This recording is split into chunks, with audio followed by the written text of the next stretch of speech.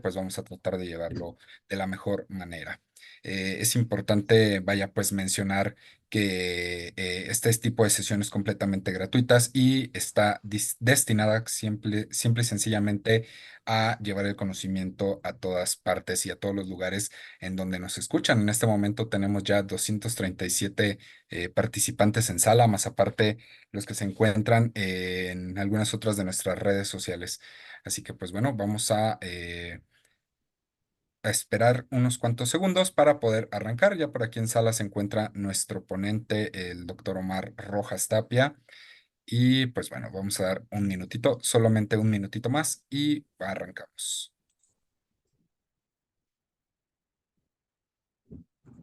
Él estuvo en la base 39 Bombs.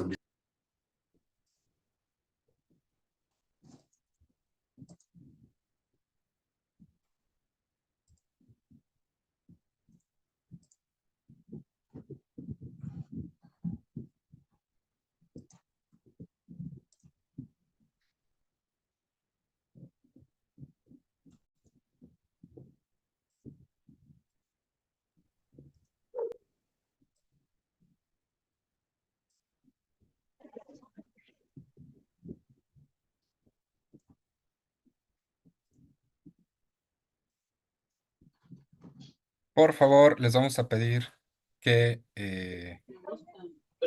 estemos pendientes de lo que vamos a estar realizando y llevando a cabo.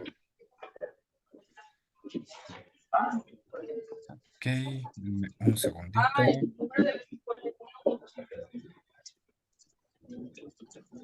Amigo, nada más si puedes quitarle la opción de compartir pantallas y la Sí, de audio, dame porque un todos se están segundo. activando. Gracias. Justamente estoy con eso porque no encuentro quién está compartiendo la pantalla. Dame un segundito.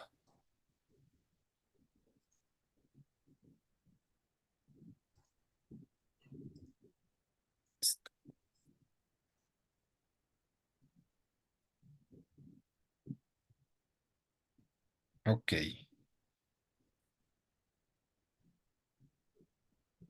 muy bien. En este momento, bueno, vamos a arrancar ahora sí. Nuevamente les voy a pedir por favor que mantengamos siempre todo el respeto posible por esta sesión. Las personas que estén por ahí rayando la pantalla o demás, lamentablemente pues se les sacará de la sesión. Esto sobre todo vaya por el respeto al participante. En este momento, bueno, voy a hacer la presentación de nuestro ponente. El ponente del día de hoy, un gran amigo, un excelente profesional, una persona que pues, realmente admiro bastante, que estimo bastante, el doctor Omar Rojas Tapia, el médico general y con una maestría en clínicas, en administración de clínicas y hospitales, que actualmente se encuentra estudiando un doctorado en salud pública. Vaya, una persona con una gran trayectoria, ¿no? Aparte de ser paramédico, haber formado parte del sistema de urgencias del estado de Guanajuato y también formar parte de los líderes en atención médica prehospitalaria en el país, así como instructor de la American Heart Association y también la NAEMT, actual director médico de NAEMT en Latinoamérica, por cierto. Pues bueno, vamos a hablar un poquito acerca del tema de lesión en tórax titulado Los segundos cuentan. Amigo, no sé si te encuentras ya por ahí, si puedes comenzar a compartir tu pantalla. Por ahí ya veo tu pantalla. Listo. Excelentísimo, muy bien. Adelante, amigo, pues todo tuyo el público. Muchísimas gracias por estar aquí. Bien, pues muchas gracias por la oportunidad, Richard. Pues a nombre de su servidor, también de la Sociedad de Medicina de Emergencias, actualmente pues también participo ahí, el Colegio de Cirujanos, a través de, soy instructor de ATLS también, ya con autorización de ellos, pues también se va a dar esta charla de trauma de tórax, ¿no? Y pues también, en este caso, pues también soy director general de REDS. Entonces, vamos a iniciar. La charla se basa justamente en niveles de evidencia. Entonces, una de las características que vamos a ver es que lo que se va a ver en esta charla, pues no es que lo mencione yo, ¿verdad? O en este caso sea una, pues una característica que yo diga o que yo opine. No, sino que los niveles de evidencia nos dicen que todas las intervenciones, recomendaciones y todo lo que se está en esta charla realizando, pues va a ser determinante para que el paciente pueda, en este caso, vivir o morir, ¿no? Por eso justamente el título de Los segundos cuentan. Entonces, la gran mayoría de los estudios en los cuales fue basada esta charla tienen un nivel de evidencia desde el 1A hasta el 1C. Entonces, casi todos pues tienen una alta incidencia en que resultan, ¿verdad? Entonces, este es uno de los principales premisas. Es medicina basada en evidencia, no basada en experiencia.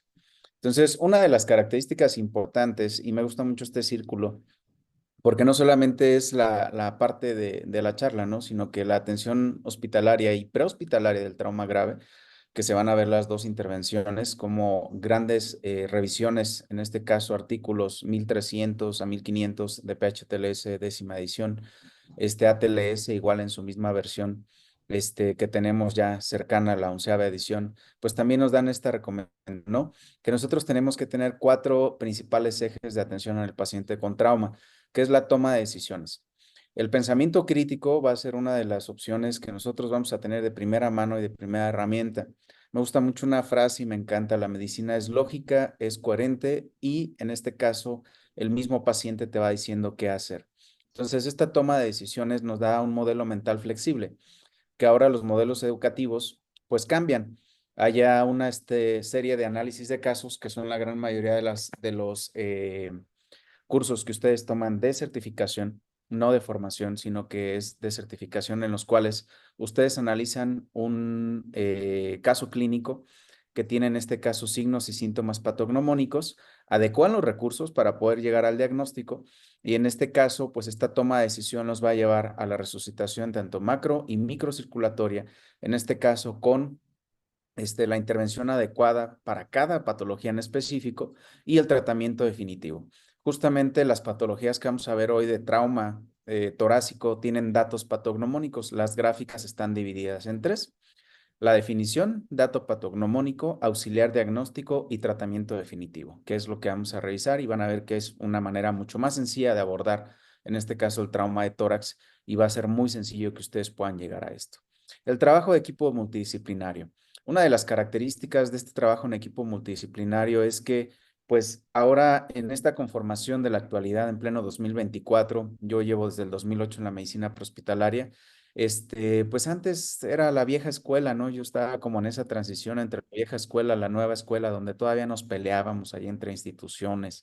Al momento de que llegábamos al área hospitalaria, pues cambiaba un poquito la perspectiva. Ahora vemos que ya incluso hay rotaciones de las sedes formadoras de médicos de medicinas en emergencias que están rotando sistema de urgencias, el estado de Guanajuato, el sistema de urgencias de Querétaro y algunos otros donde ya actualmente, pues ya la gran mayoría de los sistemas de urgencias pues ya están bien establecidos, ¿no? Y tienen un trabajo multidisciplinario en conjunto con las diferentes, en este caso, instituciones. Comunicación asertiva.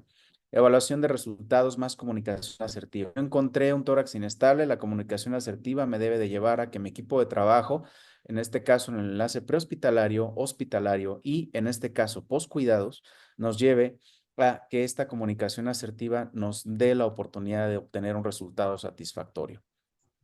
Y otro de los pilares que se entrelaza con el trabajo en equipo multidisciplinario es el entrenamiento.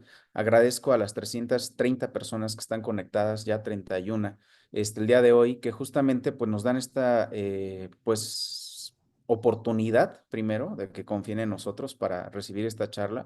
Y la otra, que esto es una charla entre colegas, siempre he dicho eso, ¿no? La parte prehospitalaria y la parte hospitalaria.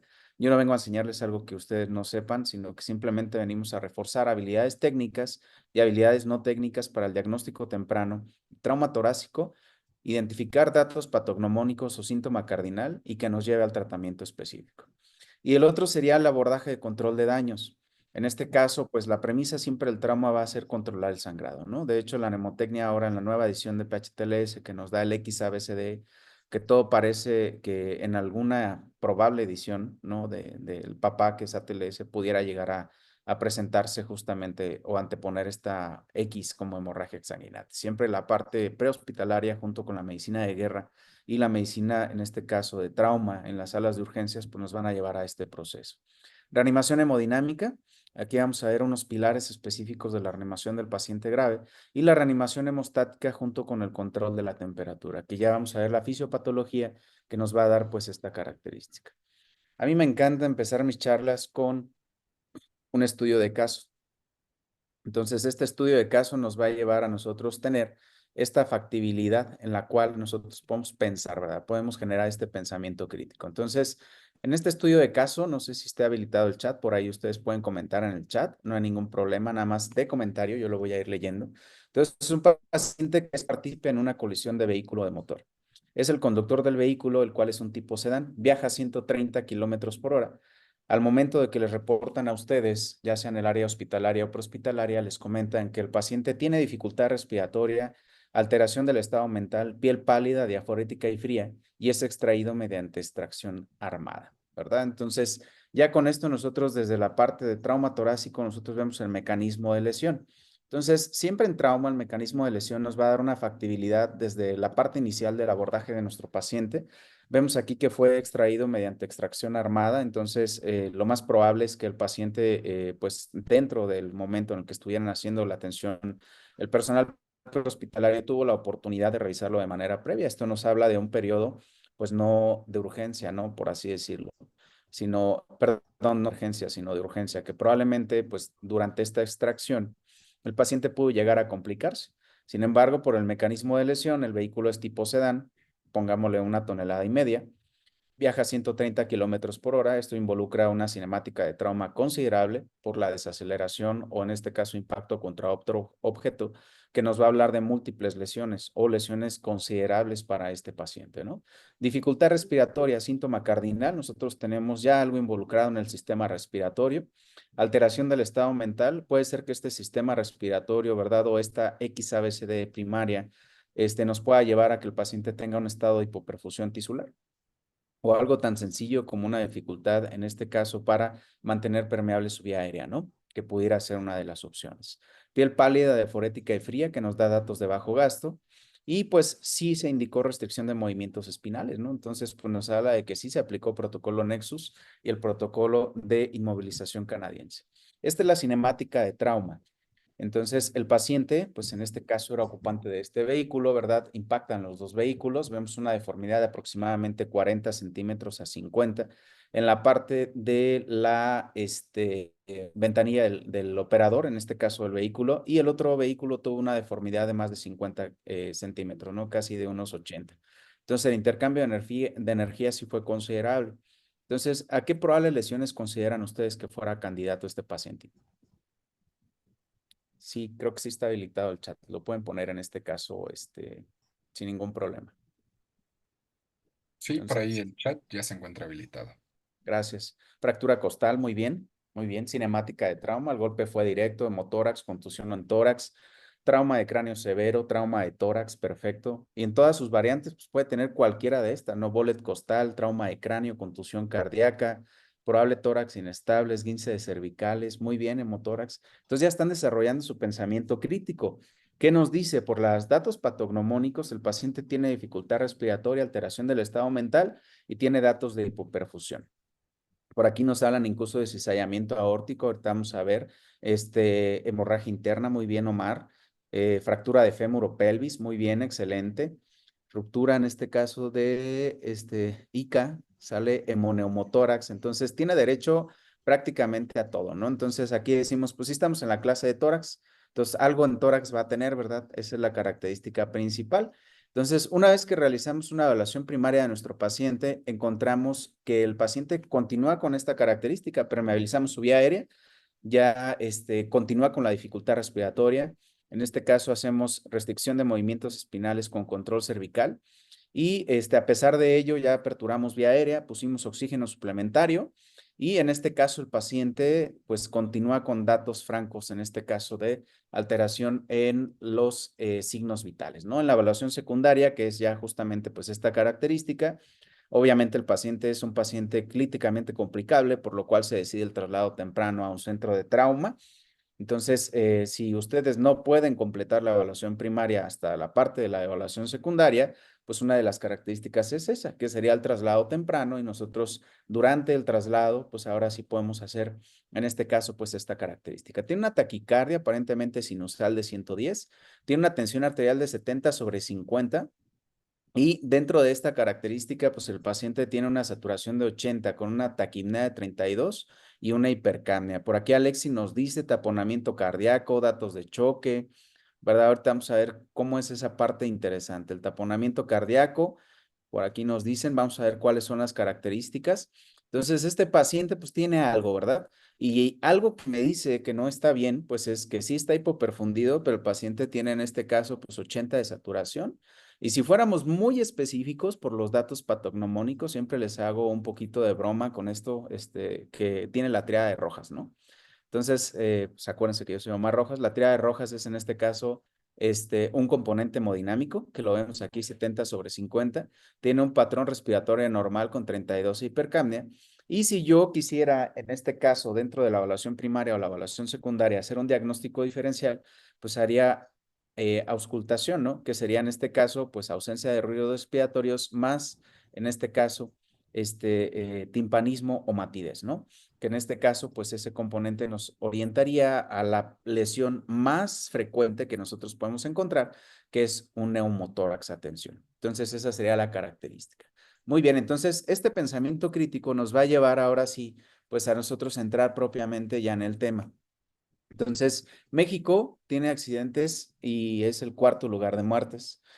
No me da mucho orgullo decirlo, pero estamos en el estado de Guanajuato, entonces tenemos, su servidor está cerca de la ciudad de Celaya, entonces por ahí tenemos pues condiciones de seguridad todavía presentes en los cuales cada vez más se ven traumatismos, en este caso generados por violencia, ¿no? Y no estamos exentos en todo el país, entonces estas heridas por proyectil de arma de fuego, punzocortantes, caídas, grandes alturas o hechos de tránsito representan la gran causa en este caso de que los pacientes puedan llegar a tener patologías torácicas, ¿no? En Estados Unidos hay 150 fallecidos por traumatismo, entonces esta consideración sí va a ser importante y sí tenemos pues una alza significativa. A nivel mundial hay más de 5.8 millones de muertes al año y 20 a 40% de muertes ocurren posterior a la admisión hospitalaria. En este caso es prevenible exsanguinación y también tenemos patologías que nos causan alteración hemodinámica secundaria sangrado, ¿verdad? Que van a ser dos, en este caso probables, que son patologías pleurales. Y el tiempo medio es de 2 a 3 horas prevenible, entonces sí tenemos consideraciones importantes para poder hacerlo. Hablar de trauma de tórax es también hablar de los tipos de choque. Entonces, estos tipos de choque, o la definición de choque es un estado de hipoperfusión tisular. Entonces, en este caso, nosotros vamos a tener un estado de choque, como lo veíamos al inicio en el caso basal, ¿verdad? En el estudio de caso, en el cual pues tenemos tres opciones, que falle la bomba, que falle la resistencia o que falle en este caso el volumen, ¿verdad? Y tenemos una cuarta entidad, ¿verdad? Que esta bomba sea obstruida o que tenga en este caso pues un tipo de obstrucción en el cual esta obstrucción puede ser secundaria mecánica. Vamos a ver ahorita la estructura de tórax, cómo se puede producir. Entonces, esto va a generar un menor flujo sanguíneo, va a generar un menor retorno sanguíneo y en este caso un menor gasto cardíaco. Entonces, esto va a generar pues que si no tiene una buena contracción, una buena precarga, una buena poscarga y una buena fracción de eyección, pues no va a subir en este caso a la cabeza, ¿verdad? Siempre es como el ejemplo más claro de que no le va a subir agua a la azotea. Entonces, este paciente no va a tener una buena presión de perfusión cerebral. Y esto se va a desarrollar cuando la presión arterial sistólica, si no hay un evento de lesión cerebral traumática que acompaña este trauma de tórax, como pudiera ser dentro de este caso basal, pues nosotros tendríamos que tener una sistólica al menos de 80 a 90, que no era el caso de base, ¿no? Entonces tenía una tensión sistólica de 70, entonces lo más probable es que era una de las causas, en este caso, de hipoperfusión tisular para nuestro paciente. Entonces estas características nos llevan a pensar pues que probablemente mi paciente tenga un tipo de choque obstructivo. Entonces, mecanismos compensatorios que vamos a tener dentro de esta característica es ventilación minuto alterada, gasto cardíaco incrementado, va a haber una vasoconstricción periférica y obviamente va a haber una respuesta adrenérgica. Entonces, Esta respuesta adrenérgica nos va a causar una vasoconstricción sostenida, pero aparte de eso, el paciente va a generar acidosis, coagulopatía e hipotermia. No se salva de eso, ¿verdad? Y antes se conocía como respuesta metabólica al trauma, entonces ahora nosotros lo vamos a conocer como, en este caso, mecanismo de compensación. Por ahí ya dentro de lo que tenemos, nos dice que tienen un estado o un índice de choque de 1.5, es correcto, que nos da en este caso, pues un choque grado 3, ¿no? Que nos habla de una pérdida de alrededor de 1500, pero tenemos que hacer, en este caso, diagnósticos de exclusión. Entonces, estos son los tipos de choque y específicamente el que nosotros podemos tener serían dos. En este caso, hipovolémico, secundario, por ejemplo, a un hemotórax, un hemotórax masivo, que podría ser una de las características, ¿no? Si tiene datos de choque, un índice de choque de 1.5, pues el paciente puede tener una hipovolemia moderada a severa. Entonces, esta sería la característica, pero tengo otro diagnóstico diferencial que es obstructivo. Entonces podría ser que sea en este caso por compresión. Entonces aquí tengo que ver dónde está fallando en este caso pues este proceso. Entonces, algo que sí tenemos que recordar, que antes era la triada letal del trauma. En este caso, tenemos saludos a todos. Por ahí hay muy buena audiencia, Estado de México, Jalisco, Campeche.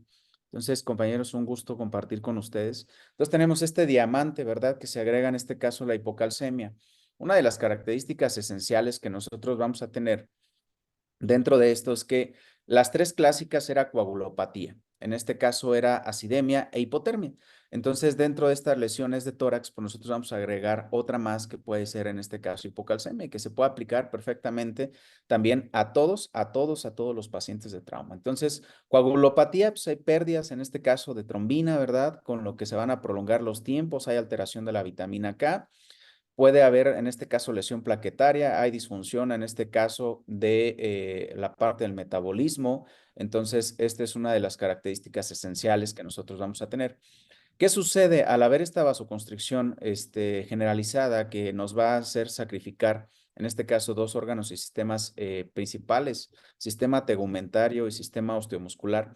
Pues nos va a generar que esta vasoconstricción lleve hacia el centro toda esta pues volumen, ¿no? Entonces eso va a generar ahora sí por la parte de hipotermia. Entonces, si nosotros no manejamos la temperatura adecuada o la eutermia de nuestro paciente, lo más probable es que nosotros tengamos un 65% más de gasto cardíaco, ¿verdad?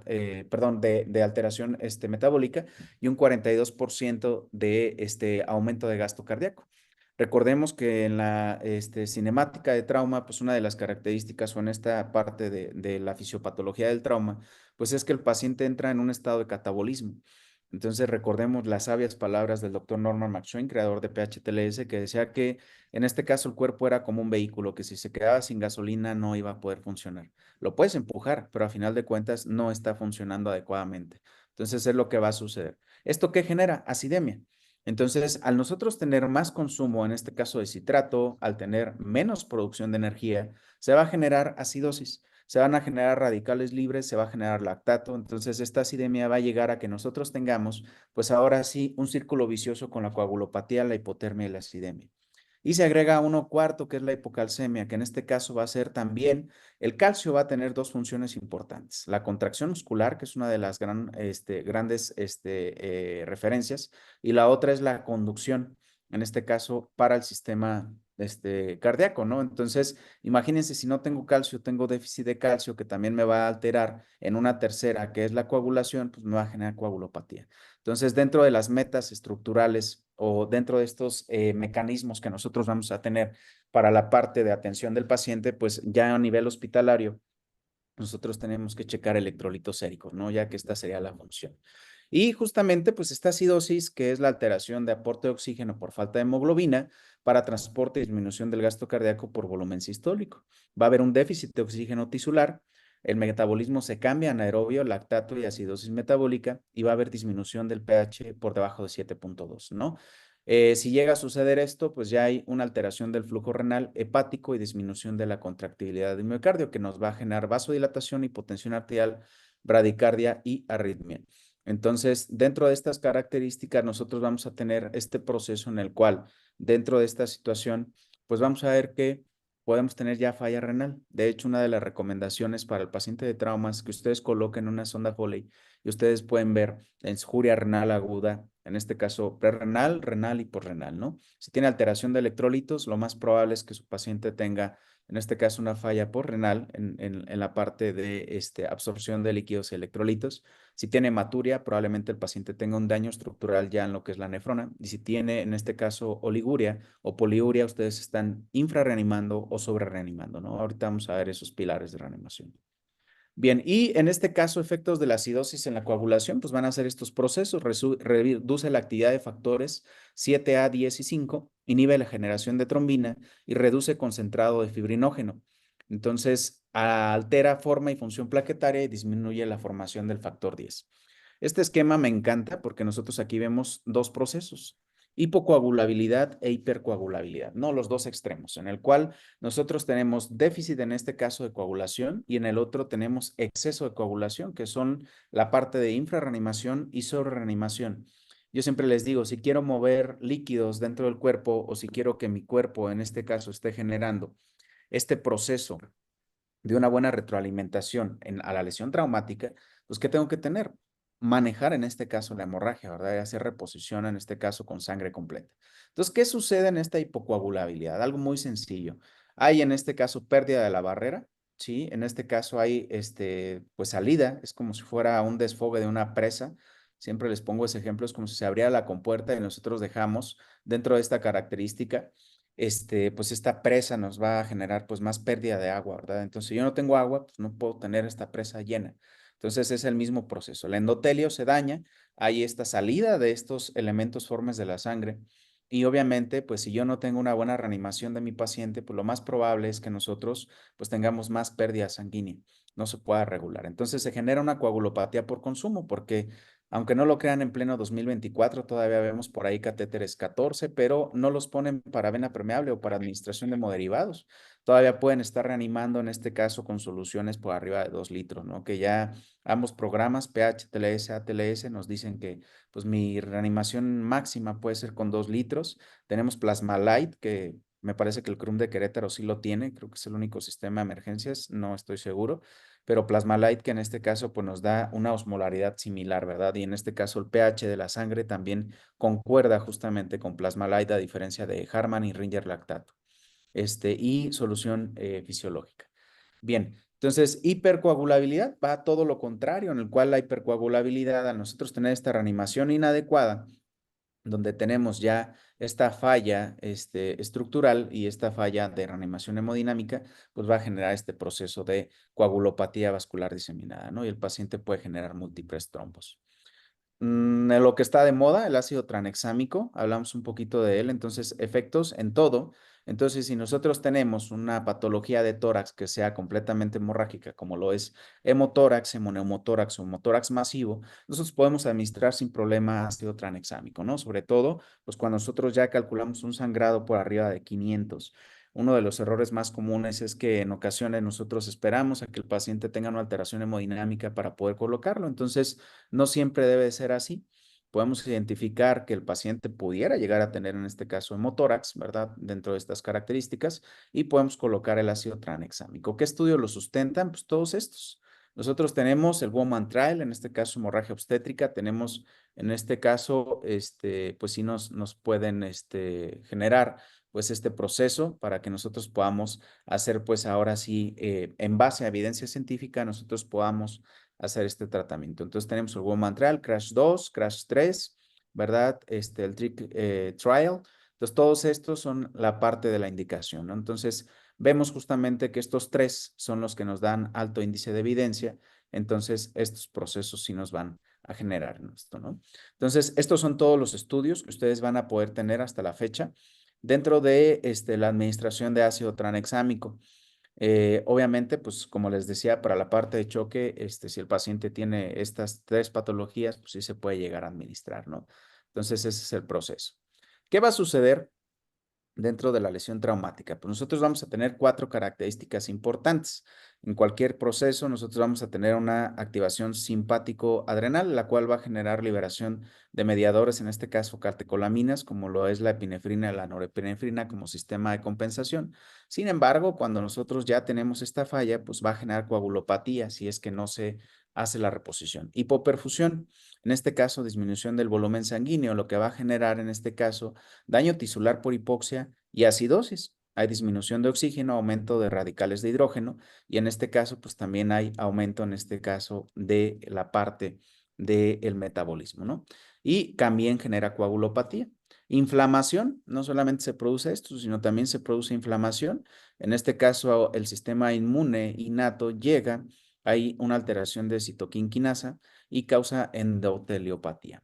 Y la otra que es el daño tisular como tal, en el cual este daño tisular, pues el cuerpo va a tratar de resolverlo lo más rápido posible, pero también va a haber mediadores proinflamatorios que también van a causar endoteliopatía y también daño vascular, ¿verdad?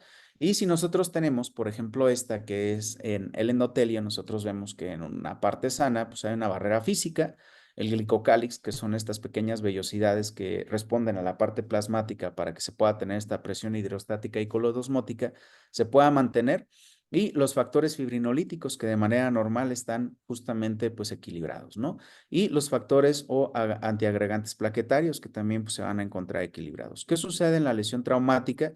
Pues una de las características o lo primero que sucede es este daño estructural, se pierde la barrera, el glicocálix con una sobrereanimación, por eso hablamos un poquito de hipotensión permisiva, que no es un término tan nuevo, pero sí hay metas específicas. Si no hay lesión cerebral traumática, nosotros podemos mantener la sistólica 90 sin ningún problema. Si hay lesión cerebral traumática, tenemos que llevarla a 110.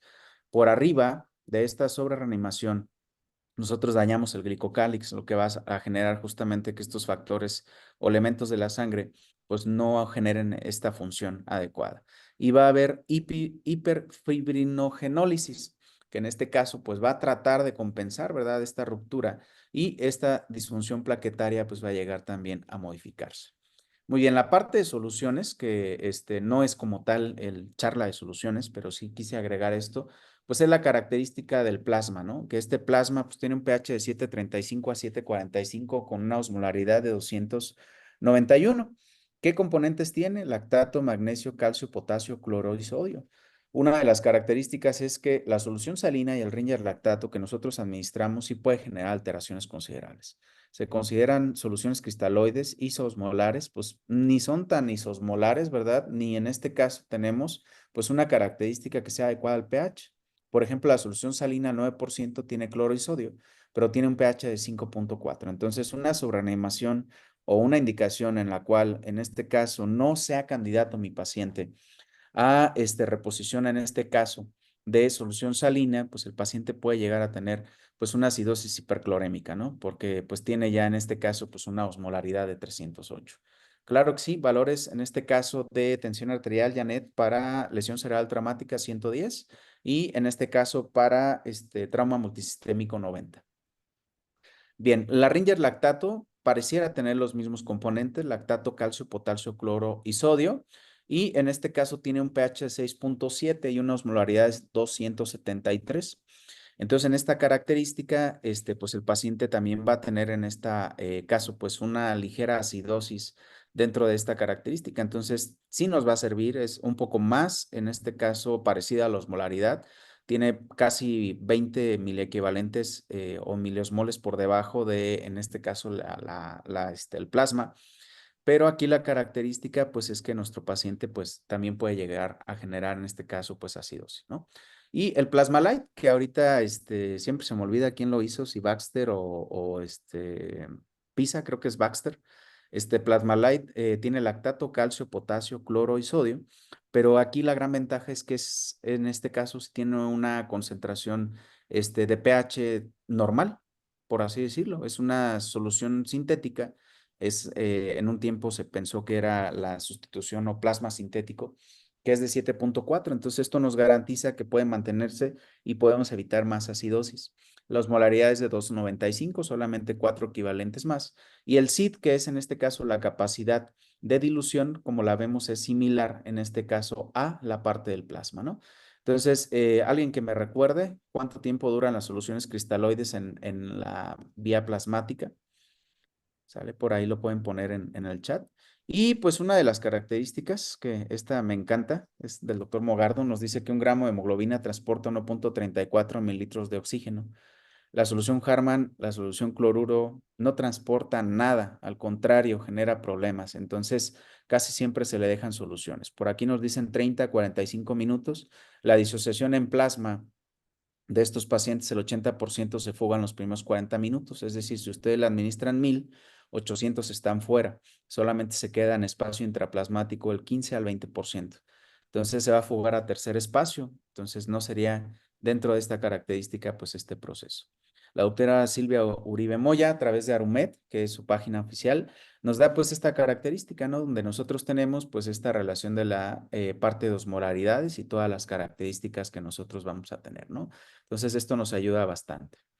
Bien, entonces eso sería un proceso de una prevención general.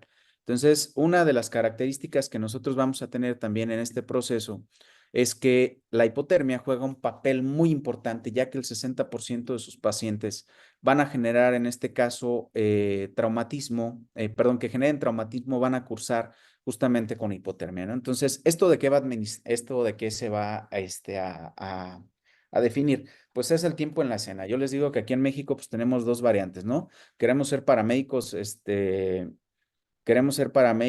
primer mundo con una medicina de tercer mundo. Alabo mucho a los sistemas de emergencias que tienen todo lo que se puede requerir. Transfusión temprana, la primera transfusión temprana se hizo, o la transfusión en campo se hizo en Guanajuato. Se hizo en el municipio de Acámbaro, en este caso de donde es su servidor, por ahí tenemos el antecedente, donde una de las características que se realizó fue que una trilladora agarró a un señor de la pierna. Entonces estuvo atrapado alrededor de 6 horas. Esa fue la primera transfusión. Cometimos el error de no documentar, la verdad, porque la realidad es que sí son Guanajuato y tenemos la evidencia justamente. Entonces, por ahí en algún futuro lo podemos poner. Les decía, fue por ahí en el 2019, época pre-COVID. Entonces, justamente, pues esto nos va a ayudar a que el paciente no genere hipotermia, que la restricción de líquidos, que justamente pues es una de las características que no podemos darlos dentro de esta situación, pues, suelen estar fríos. Y si ya están a nivel hospitalario, pues fue la pérdida de calor en quirófano por LAP. Independientemente, está asociada con peor pronóstico y hay disminución de la actividad metabólica de tejidos y causa vasoconstricción, lo que va a generar también disminución del flujo sanguíneo alterando la perfusión tisular. Entonces, esta es otra de las situaciones. ¿Qué tenemos que hacer nosotros? Reanimación de control de daños. Lo mínimo que tenemos que hacer, en este caso, hay una prueba salina, Iván, que se hace en la parte de transfusión en campo. Y si son pacientes, por ejemplo, que están atrapados, tú puedes tomar el tubo piloto y puedes hacer el cruce en cualquier hospital. Entonces, una de las características que tenemos es correcto. Así es. Nosotros tenemos que reponer siempre sangre con sangre. No se puede hacer otra cosa. Ustedes ya pueden tener ácido tranexámico. Secretaría de Salud del Estado de Guanajuato ya tiene ácido tranexámico en su cuadro básico. La ventaja que tenemos es que tenemos ya hospitales comunitarios, hospitales generales, hospitales de especialidades a menos de 60 minutos y ya todos los hospitales tienen hemoderivados. Entonces, esta administración temprana de ellos nos puede llevar mucho, mucho a este proceso. Y el índice de que pueda tener una reacción adversa mientras sea, en este caso, un donador universal es solamente del 3 al 10%. Entonces, con una fase salina va a ser suficiente si el paciente está críticamente inestable. Si tiene la oportunidad de que el paciente está atrapado, está prensado, ¿verdad? Dentro de estas características y va a ser difícil su liberación, nosotros podemos hacer este proceso que se puede llegar a dar. Entonces, minimizar o evitar cristaloides, recalentamiento rápido, hipotensión permisible, control de hemorragia y llevar al paciente al hospital más adecuado. ¿Por qué les hago cirugía de control de daños? Porque es lo más probable que ustedes van a tener en tórax. ¿Verdad? Y en este caso, hemoderivados tempranos y corrección de hiperfibrinólisis, en este caso, la parte de hipofibrinogenia y coagulopatía.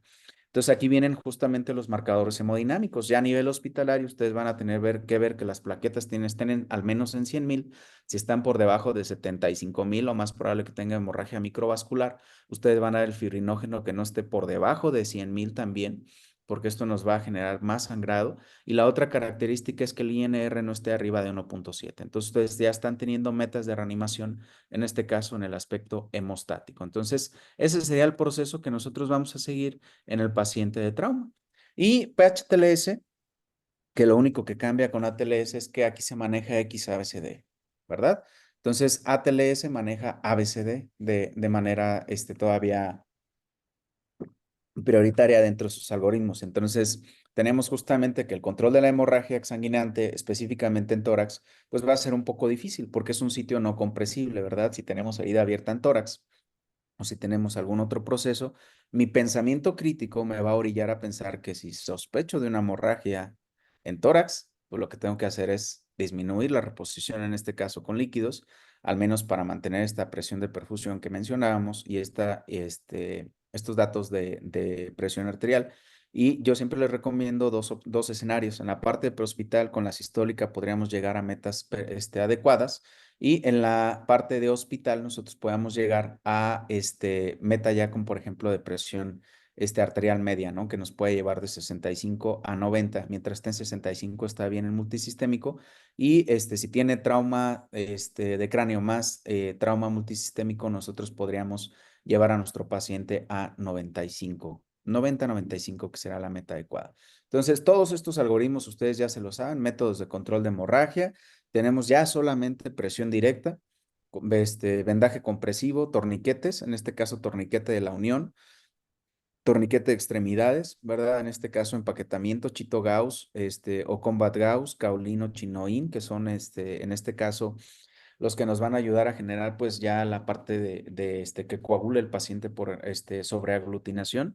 Vía aérea, pues ustedes ya se la saben para permeabilidad, que es maniobras, en este caso Mamesutrac, ¿no? Que es manuales mecánicos supraglóticos traqueales y quirúrgicos, aporte de oxígeno suplementario, bajo flujo, alto flujo, presión positiva en alguna de las situaciones, circulación y control de otras hemorragias, ya mencionamos en este caso datos específicos, y déficit neurológico, que va a ser otra de las características, ¿no? Entonces, ¿qué puede suceder? No es parte del tórax, vía aérea superior, ¿verdad? Está arriba en cuello, en boca, pero sí podemos hacer estas características en las cuales para poder mantener pues esta característica, nosotros podemos tener esta gama de herramientas que nos pueden llevar a fomentar pues un buen cuidado de la vía aérea y eso se va a ver íntimamente desarrollado para la estabilización del paciente.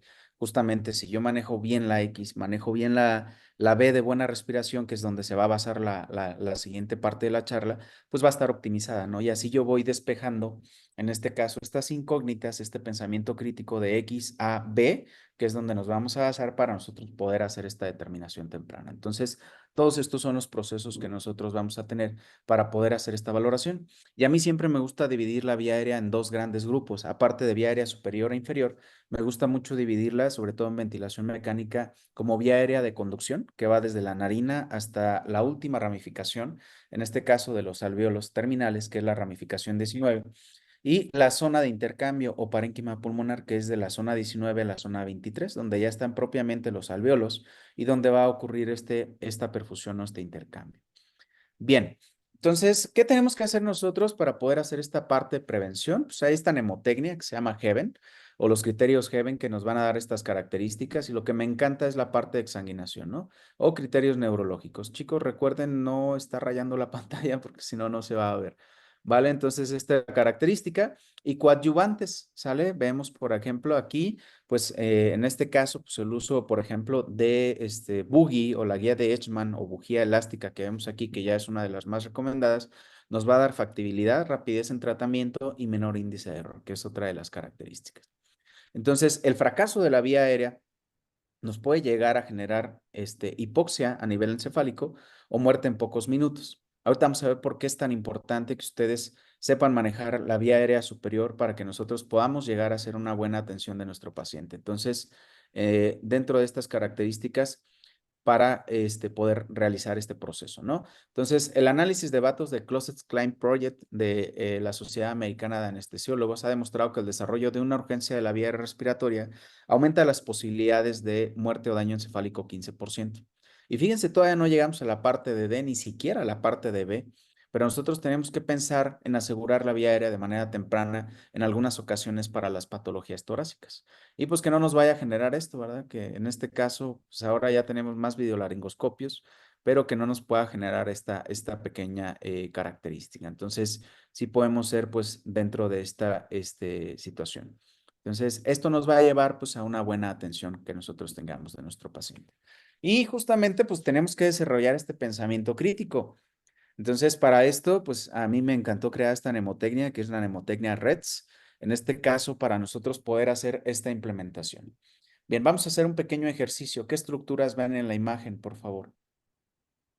¿Qué estructuras ven en la imagen? Solamente de tórax, de adentro hacia afuera, de arriba hacia abajo, como ustedes gusten. ¿Qué estructuras pueden observar? Más respeto, Alejandro, por ahí en el chat, por favor, sin groserías. Ok, ven mediastino en la parte de en medio, muy bien, pulmones, muy bien, excelente. ¿Qué más? ¿Qué más estructuras ven? Tráquea, costillas, corazón, costillas, caja torácica, esternón. Muy bien, perfecto. Entonces nosotros podemos hacer un abordaje sistemático en este caso del tórax para la parte de revisión. Yo tengo el antecedente de que hubo una cinemática de trauma considerable, ¿verdad? En este caso. Tengo la característica de que el paciente tiene dificultad respiratoria. Entonces, ¿qué es lo que vamos a hacer? Revise. Sale, revise al paciente, véalo. Bien, una vez que lo revisa, hay que evaluarlo, hay que evaluar datos patognomónicos. Explore para hacer diagnósticos diferenciales, que es la D. Y la S, que es de signos patognomónicos. Entonces, recordemos esta mnemotecnia de pensamiento crítico de REDS, que es revise, evalúe, explore, aplique diagnósticos diferenciales y para estos diagnósticos diferenciales usted haga signos patognomónicos. Entonces, con esto yo puedo generar un buen pensamiento crítico. Vámonos de afuera hacia adentro. Si yo tengo en este caso patologías de tórax, ¿verdad? Y tengo el antecedente traumático, pues podemos irnos de afuera hacia adentro. Entonces, yo de afuera hacia adentro tengo, en este caso, pérdida de continuidad de la piel, ¿verdad? Que podría ser esa característica por lesiones penetrantes o por proyectil de arma de fuego. Y automáticamente, si supera en este caso la característica de que el paciente pudiera llegar a tener pues presencia de burbujas, pues ya ese es un signo patognomónico. Entonces, vean, yo estoy revisando, ¿verdad? Expongo tórax, evalúo la parrilla costal para ver si hay pérdida de continuidad, exploro si esa herida es penetrante, si llega en este caso a ser un poco más profunda y puede llegar hasta la pérdida de continuidad de las pleuras. Entonces hago diagnósticos diferenciales, si hay pérdida de la continuidad, la herida es penetrante y está burbujeando, pues hablo de, en este caso, signos patognomónicos que me llevan a pensar en un tórax abierto, ¿verdad? Entonces, con eso podría ser una buena opción. Muy bien. Otra que sería costillas, o en este caso parrilla costal, ¿verdad? Igual de afuera hacia adentro, de anterior y posterior. No vamos a ver lesiones de columnas, pues, exclusivamente vamos a ver tórax. Pero si nosotros tenemos en este caso crepitación, ¿verdad? En dos o más puntos o dos secciones o más, pues yo ya hablo de un tórax inestable. Entonces aquí yo ya estoy dando, ¿verdad? Revisé el tórax, evalué dos fracturas, ¿verdad? En dos o más sitios, exploré, ¿sale? Concuerda con la evaluación. Hago diagnóstico diferencial, entonces ya puedo saber que es un tórax inestable. El signo patognomónico en este caso puede ser que tenga dentro de estas características el tórax inestable, pues que genere la respiración asimétrica, ¿no? Asimetría, o en este caso, movimientos paradójicos. Y de eventos secundarios, que justamente son diagnósticos diferenciales, por aquí veo a Alexis que dice que puede tener dentro de esta característica pues eventos secundarios o patologías secundarias que puede ser un neumotórax, ¿verdad? Simple o atención. Muy bien. Y así nos vamos. Luego de la parrilla costal, pues en la parte de enfrente sigue, en este caso, fractura de esternón, que sería un golpe directo, sería más hacia mediastino y podemos hacer ya más patologías, ¿no? Entonces ahorita lo vamos a ver. Patologías en este caso de cavidad pleural, que en teoría no debería de haber una cavidad pleural, sino que esta pleura visceral y parietal se adosa a pulmón y a lo que es la parrilla costal. Entonces, esta cavidad virtual que ahora se vuelve real, pues puede ocupar dos cosas, aire o sangre, ¿no? Más hacia adentro tenemos en este caso parénquima pulmonar, que puede ser secundario, ¿verdad? O la patología de base, pues puede ser en este caso una contusión pulmonar. Nos vamos más al centro, que es mediastino, donde yo puedo encontrar, por ejemplo, neumomediastino, que nos va a dar una característica esencial. Puedo encontrar en este caso ruidos cardíacos velados, que también nos va a dar una característica esencial. Y me voy hacia arriba ahora, ¿verdad? Ya vi mediastino, entonces ahora me voy un poquito hacia arriba, ya vi corazón, entonces lo que queda son grandes vasos, ¿verdad? Y lesión de árbol traqueobronquial que viene de arriba hacia abajo. Y en la parte inferior, pues puede ser diafragma. Entonces ya abordé todas las estructuras que están en tórax y ya vi cuáles son las características funcionales de cada uno de ellos y cómo los vamos a llevar y cómo los vamos a tratar. Entonces, podemos hacer esta secuencia de pensamiento crítico, como les decía, haciendo una revisión de afuera hacia adentro, de arriba hacia abajo y con datos o signos patognomónicos. Entonces, vamos a basar en este caso el tratamiento del paciente crítico, del paciente inestable, en otra característica que es homeostasis o que quiero llevarlo a la homeostasis o a la estabilidad. Entonces, uno de los primeros pilares que yo tengo que mantener es el aspecto neurológico que nos va a llevar pues a este factor. Segundo, aspecto hemodinámico. Tercero, aspecto respiratorio. Y el cuarto, el aspecto renal. Entonces, si yo tengo una buena homeostasis de mi paciente crítico va a tener estos 4 pilares establecidos para que pueda ser. ¿Y cuáles son las clínicas que nosotros vamos a tener o en este caso la presentación del trauma de tórax? Pues podemos tener síntomas y signos, ¿no?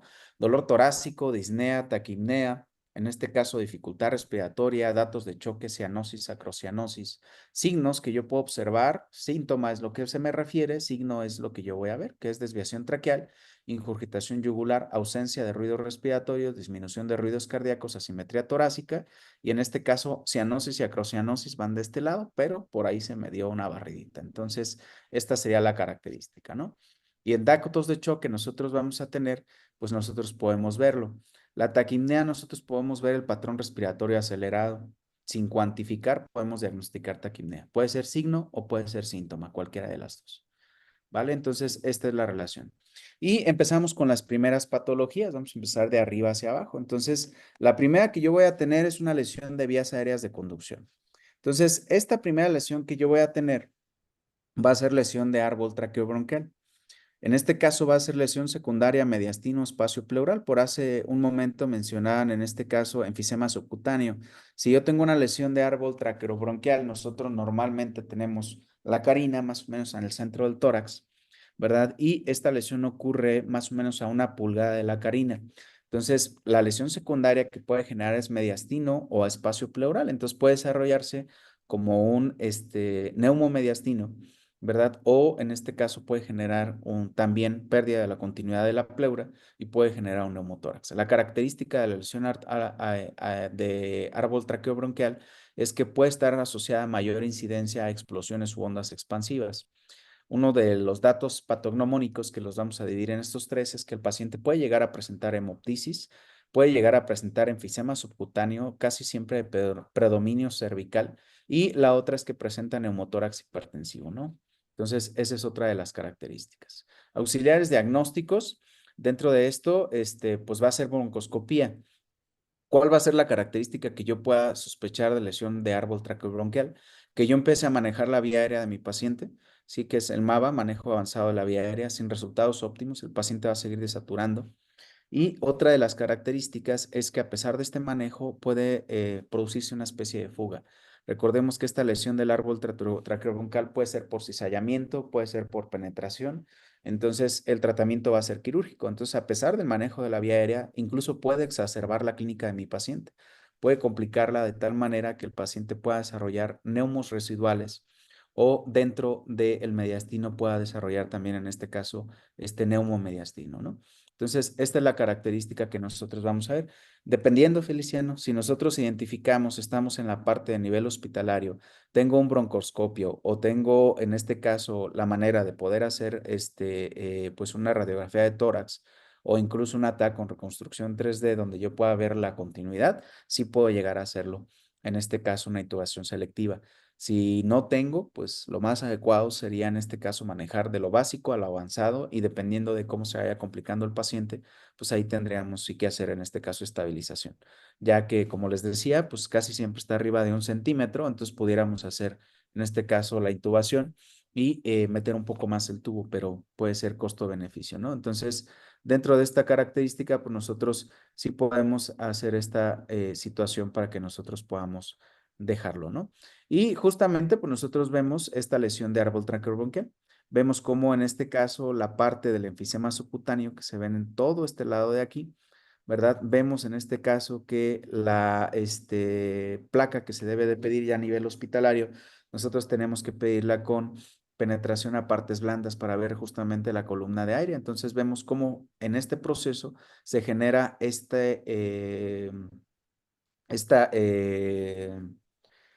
ay, se me fue el nombre. Este enfisema subcutáneo a nivel cervical y la otra es el neumomediastino, que lo vemos aquí, una sombra de reforzamiento, en este caso de la columna de aire para que nosotros podamos saber.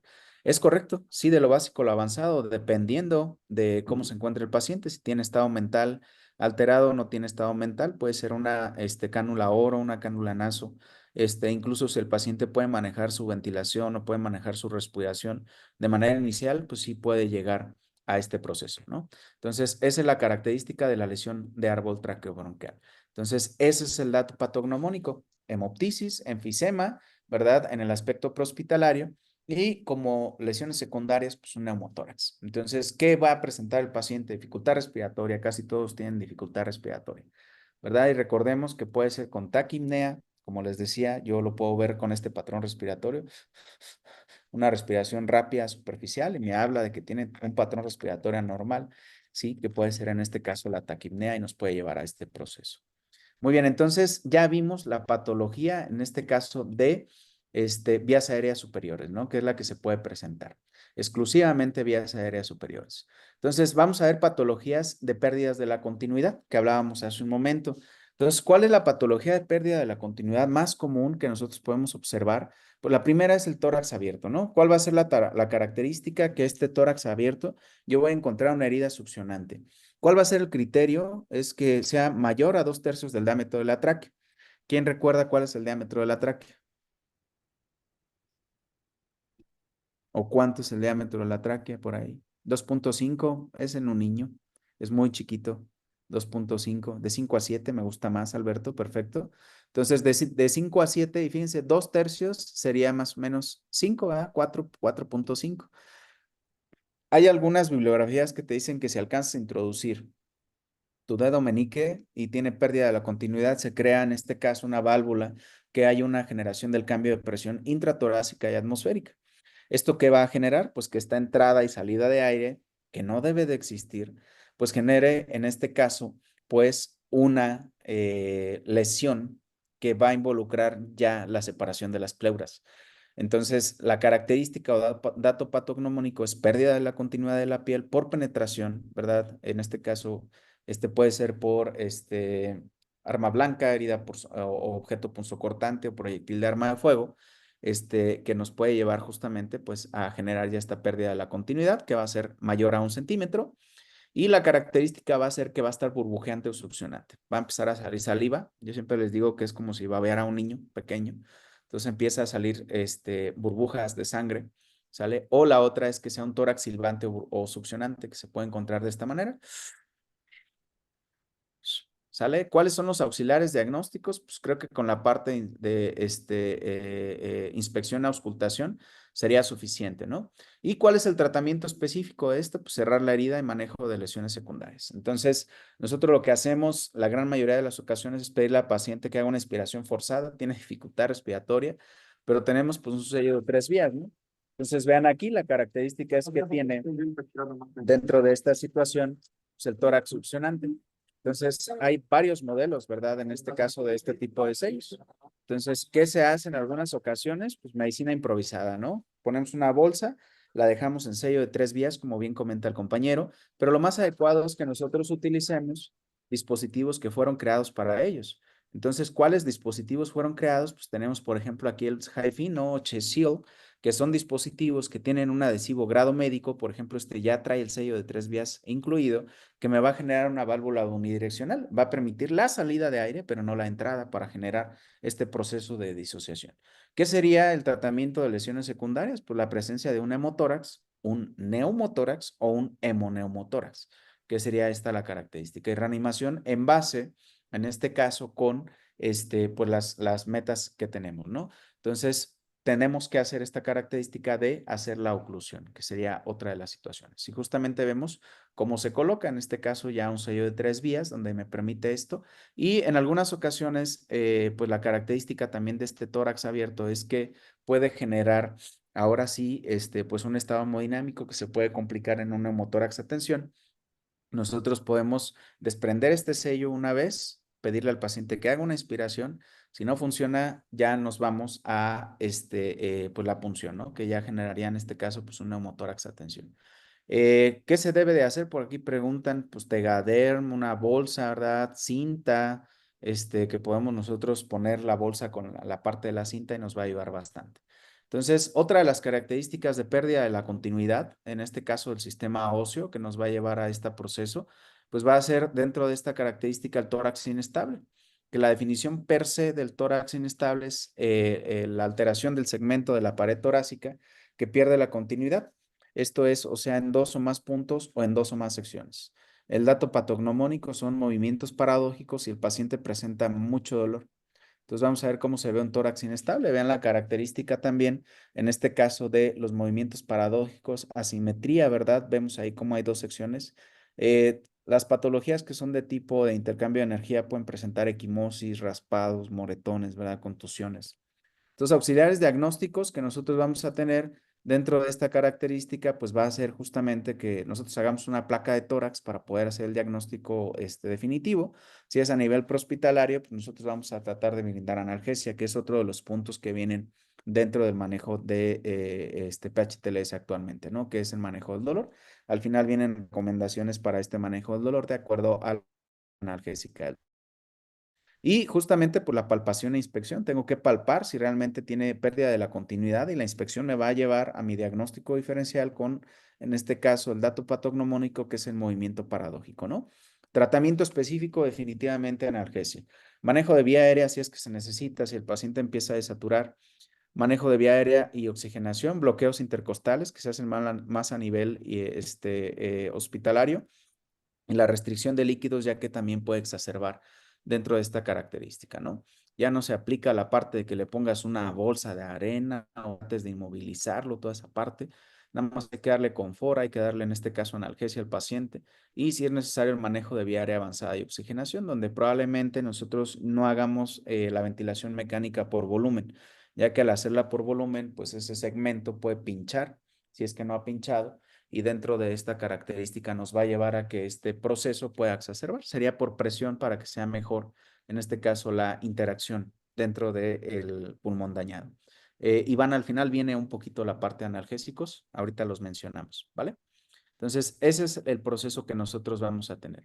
Y justamente, pues nosotros tomamos la placa de tórax para que nosotros podamos hacer dentro de esta característica, pues este proceso, ¿no? De reanimación efectiva y que llevemos a nuestro paciente a el proceso más adecuado. Sí sigue estando la descompresión recomendada, pero aquí tendríamos que tener como efecto secundario dentro de esta característica tórax a tensión, que ahorita vamos a hablar de eso. Entonces, ese sería el tratamiento específico de nuestro paciente y obviamente si se necesita, pues inmovilización con una ferulización anatómica, ¿no? Entonces, estas son los que son de pérdida de la continuidad. Después vienen las traumas de tipo de patología pleural.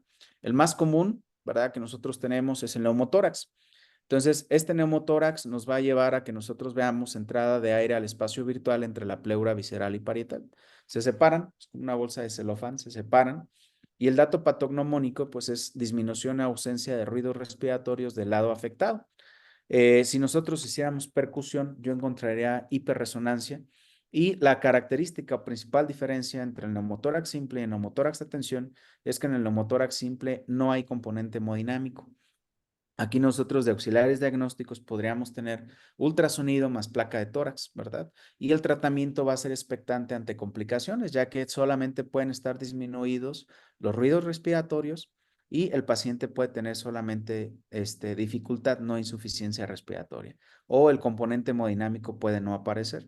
Si el paciente en un corto periodo de tiempo empieza a evolucionar con esta característica, pues nosotros migraríamos a hacer la punción que justamente pues es el video que va a continuación. Hay un dispositivo que se llama ARS, sale que es en este caso pues un dispositivo creado especialmente para eso. Entonces la característica del motórax de tensión va a ser que se crea este espacio, vean cómo en un pulmón normal o sano está completamente adosado. Entonces yo tengo que identificar, se cambia también el sitio en este caso de compresión, que antes era la línea media clavicular, ahora se cambia al quinto o cuarto espacio intercostal, donde también se coloca en este caso pues el sello endopleural. Aquí también pues hay varias recomendaciones, hay algunos que después de hacer la punción, que esta va a ser la principal característica, la salida de ese aire, pues le colocan un guante o le colocan una jeringa para que se cree una válvula unidireccional, ¿no? Entonces, esa es la característica que se puede llegar a generar y obviamente la clínica del paciente mejora considerablemente ya con la administración de este tratamiento. Este sería el tratamiento prehospitalario, que es en este caso la punción torácica. Sí, puede ser con un punzo del 14. Les decía el dispositivo que se tiene que tener de manera correcta es el ARS, que tiene alrededor de, si mal no me equivoco, 10 centímetros de largo y el catéter es un poco más grueso. Entonces eso me permite que pueda evacuarse de manera correcta en el neumotórax, ¿no? Y justamente es lo que observo, el colapso del pulmón en la placa de tórax, ¿no? Y pues esa va a ser la característica del neumotórax, en este caso simple, a diferencia del neumotórax a tensión, que el neumotórax a tensión va a generar una compresión mediastinal. ¿Cuál va a ser la característica de la compresión mediastinal? Pues que esta compresión mediastinal nosotros la vamos a tener, va a comprimir, aquí es donde viene justamente la parte de este choque de tipo obstructivo, en el cual este componente hemodinámico va a evitar, como lo podemos ver dentro de esta característica, ¿verdad? Que el paciente pueda llegar a generar pues esta contracción adecuada. Entonces, ¿qué sucede?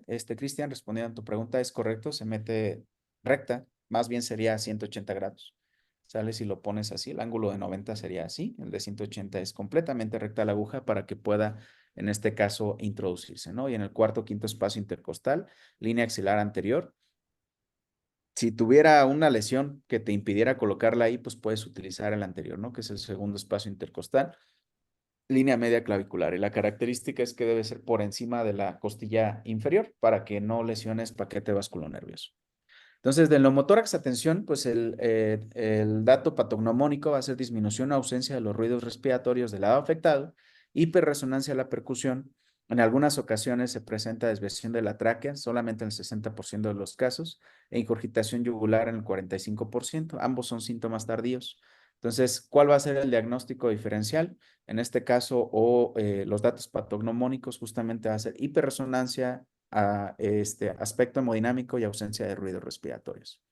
¿Sale? Y el diagnóstico o auxiliar diagnóstico justamente va a ser pues ultrasonido, placa de tórax y el tratamiento pues va a ser la descompresión con la aguja, que ya lo vimos el video pasado, y la sonda endopleural, que es la que vamos a ver a continuación. Colocación de sonda endopleural.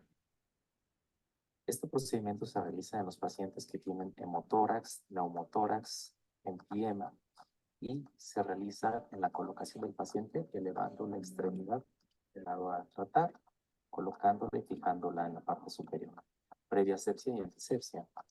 Se colocan campos estériles en el paciente para poder trabajar con el equipo necesario.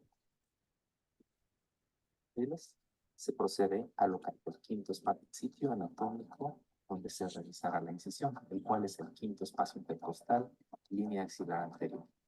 Debe localizarse a un lado de la tetilla aproximadamente y en la línea anterior de la axila por detrás del pectoral mayor.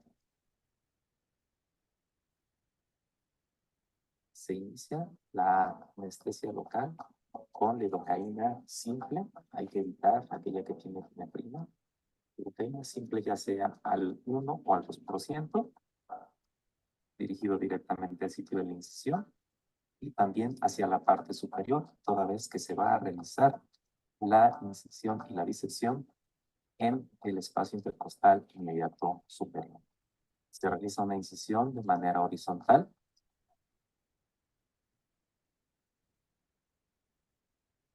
Aproximadamente de 1.5 hasta 3 centímetros, dependiendo del grosor del tubo que se vaya a introducir. Posteriormente una disección roma con las pinzas hacia el espacio superior abriéndola en el interior del paciente, entrando cerrado y perforando la pleura parietal, diseccionando posteriormente con el dedo. Se introduce la sonda endopleural. Puede ayudarse también de los dedos cuando la pinza puede estar un poco gruesa. Se puede introducir el dedo, deslizar la sonda endopleural, utilizándolo de guía hasta el sitio de la medición con todas las fenestras en su interior y finalmente la fijación a la piel, la limpieza y aseo y para conectarlo al sistema de drenaje, sello de agua o aspiración. Entonces, esa sería la intervención que nosotros tendríamos que hacer para evacuar el neumotórax a tensión. Una vez quitando este componente en este aspecto, quitando este componente ya en la parte de resolución, va a generar una expansión torácica del pulmón y pues ya no voy a tener problemas, ¿no? Entonces ya se estabiliza completamente al paciente. Prehospital, más recomendado la parte de la punción. En el aspecto hospitalario, más recomendable el sello endopleural, ¿verdad? Perdón, la toracocentesis. Por aquí me dice, la decisión se maneja con disnea, ausencia de murmullo y compromiso. No requiere auxiliares diagnósticos si tú ya tienes la característica, de la parte de la clínica. Si tú ya identificas que no tiene ruidos respiratorios en el lado afectado, pues dirían por ahí cuando yo estudiaba, si parece pato, hace como pato, se ve como pato, camina como pato, pues parece que es un pato, entonces sí tendríamos esta relación, ¿no? Y el antecedente siempre, Feliciano, va a ser que vas a tener el antecedente de trauma, entonces no hay pierde. Entonces esa es otra de las características.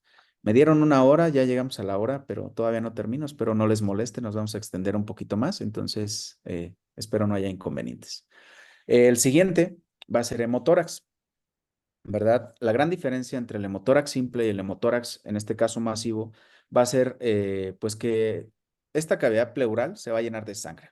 A diferencia, dentro de las características que nosotros vemos en la parte anterior, pues aquí el aire se ve negro, ¿sale? Y acá la sangre se ve blanca. Entonces esa va a ser la característica.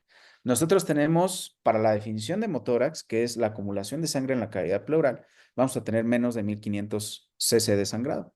Entonces, la característica de esto o el dato patognomónico de estos es disminución, ausencia de ruidos respiratorios del lado afectado, más matidez a la percusión en porciones basales. Yo siempre les digo, paciente que tenga disnea seguramente no va a tolerar estar acostado. ¿Qué van a hacer? Pues por colocarlo en posición, en este caso cómoda, ¿no? Restricción de movimientos espinales no quiere decir el 100% de las ocasiones en las cuales yo tenga a fuerzas que tenerlo en decúbito dorsal. No. Entonces, la característica es que si tiene en este caso indicación de restricción, pero tiene un neumotórax o tiene un neumotórax, pues el paciente se va a estar ahogando solo. Entonces, ¿qué tenemos que hacer? Es darle una posición de confort. Entonces, esta posición de confort nos va a permitir que el aire se vaya hacia arriba y en este caso la sangre hacia abajo. Entonces, en porciones basales casi siempre se va a generar esta parte del hemotórax, ¿no? Y los auxiliares diagnósticos, pues ultrasonido, placa de tórax, pues ahorita vamos a ver una parte de FAST también. Y el tratamiento va a ser expectante. ¿Por qué expectante? Si no genera datos hemodinámicos o alteración hemodinámica, se puede generar sonda endopleural. Recuerden que arriba de 1500 de sangrados, choque tipo 3, que ya es un choque en el cual nosotros tenemos que hacer acción. Entonces puede ser que el paciente con 1000 de sangrado, que ustedes ya pueden cuantificar el choque sin ningún problema, ¿verdad? Con los datos clínicos. Entonces puede ser que con 1000 de sangrado ya el paciente empiece a desarrollar más sintomatología hemodinámica o respiratoria. Entonces ya tienen que tomar la decisión de colocar la sonda endopleural, que es el mismo tratamiento para el hemotórax. Atención, que el hemotórax, la finalidad es quitar ese espacio que está ocupado ya sea con aire o con sangre. Entonces esa sería la más correcta. Sí, la posición semifowler es la más adecuada. ¿Sale? Obviamente, pues no podemos colocarle el sello, perdón, en la sonda torácica al paciente, pues acostado, ¿no? Y la sonda, pues la parte va a ser que se va a medir de aquí de donde está la horquilla external hacia donde va a ser colocada, que va a ser el cuarto o quinto espacio. Entonces, es lo que van a insertar. Sonda, en este caso, para neumotórax atención, va a ser hacia arriba en dirección en la parte cefálica y sonda para el hemotórax va a ser en la parte podálica. Entonces, esa es la característica funcional que nosotros vamos a tener. ¿Qué podría ser lo peor posible? Regresando a la pregunta anterior, si tiene dificultad respiratoria, por aquí Feliciano nos decía, ausencia de murmullo, compromiso hemodinámico, yo percutí, pero no identifiqué bien, pues ¿qué es lo que va a pasar? Una jeringa, hagan de cuenta que ustedes hacen biopsias, ¿no? De pulmón, han hecho biopsias de pulmón en un ambiente controlado. Entonces, ¿qué es lo que va a pasar? Pues que nada más le vas a sacar sangre, ¿no? Entonces, si le haces la punción en cuarto o quinto espacio y le haces la toracostomía con aguja, pues hay dos opciones, o sale sangre o sale aire. Y si no sale ninguna de las dos, pues bendita sea la Santa Cruz, ¿verdad? Que nos protege. Pues, ¿qué creen? No le van a causar un hemotórax residual o un hemotórax residual. La característica, el calibre de la aguja es muy pequeña para que pueda producir cambios significativos. Esto no quiere decir que no evalúen de manera correcta a su paciente y tomen la decisión adecuada para poder hacer el tratamiento, ¿vale? Entonces, diagnóstico diferencial, ya los mencionamos, datos patognomónicos y vemos justamente la presencia, ¿verdad? Vamos a ver los hemidiafragmas. Creo que también hay médicos por aquí. Entonces, vean el hemidiafragma izquierdo, ¿verdad? Que está la burbuja gástrica y vemos en hemidiafragma derecho donde está ocupado casi el 50% del pulmón. Recordemos que puede acumular 1500, entonces aquí este pacientito tiene un sangrado aproximado de 750, ¿verdad? ¿Ya? Así de sencillo. Muy fácil. Tenemos paramédicos de traslados en cuidados críticos, tenemos paramédicos básicos, avanzados, pero deseamos la medicina es lógica, coherente y el mismo paciente me va diciendo, ¿no? Entonces, este es el manejo. ¿Qué va a generar el hemotórax masivo? Pues ahora sí, aquí sí hay que preocuparse. ¿Por qué? Porque el hemotórax masivo nos va a llevar a la acumulación de sangre también en la cavidad pleural, pero aquí la gran diferencia es que ya tiene 1500 de sangrado. ¿Qué tipo de choque era un sangrado de 1500, muchachos? No se peleen, todos pueden participar. Ya con 1500, eso muy bien. Entonces aquí sí ya hay problema, ¿no? ¿Por qué? Porque ya puede ocupar, en este caso, toda la economía pulmonar, ¿sale? Ya genera ahora sí, en este caso, un componente hemodinámico, ¿sale? Y lo que sí puedo ver es venas aplanadas por falta de volumen. Diría por aquí Roberto Ríos, pues 3 para 4 y ya le anda tocando la puerta a San Pedro, ¿no?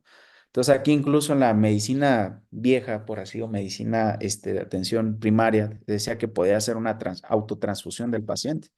¿Qué le recomiendo yo aquí? Pues tiene 1500 de sangrado, pues no va a haber opción más que colocarle la sonda endopleural y hacer reposición en este caso del sangrado, ¿verdad? Y yo puedo hacerlo, el auxiliar diagnóstico con ultrasonido placa de tórax. Entonces sí podemos realizarlo y vemos aquí un hemotórax masivo del lado derecho, ¿no? El pulmón izquierdo está bien, se ve negrito y el pulmón derecho se ve blanco. Entonces recuerden que en este caso, pues lo blanco es sangre, ¿verdad?